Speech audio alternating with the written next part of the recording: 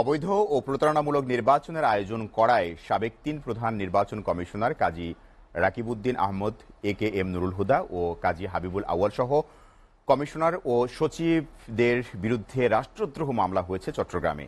একই মামলায় আসামি করা হয়েছে শেখ হাসিনা, ওবায়দুল কাদের সহ ৩ মেয়াদের সংসদ সদস্যদের।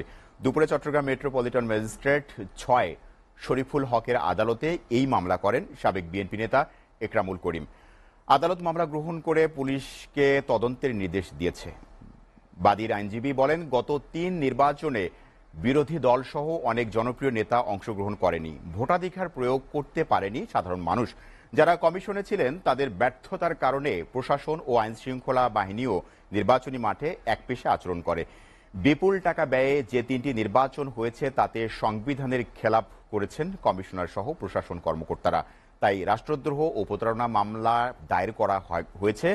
একই সাথে এসব নির্বাচনে যারা সংসদ সদস্য নির্বাচিত হয়েছেন অবৈধভাবে সুযোগ সুবিধা ভোগ করায় তাদেরকেও এ মামলার আসামি করা হয়। গত ৩টা নির্বাচন 2014, 2018, 2024-এর একটা ফ্রড অ্যাক্টের প্রতারণামূলক নির্বাচন ফেস করেছি। আমি বা আমাদের দেশবাসী নির্বাচনে অংশগ্রহণ করতে পারে নাই। একজন নাগরিক, সিনিয়র নাগরিক হিসাবে আমি মনে করেছি এটি সংবিধান যারা রক্ষণ করার কথা তারা সংবিধান ভঙ্গ করেছে।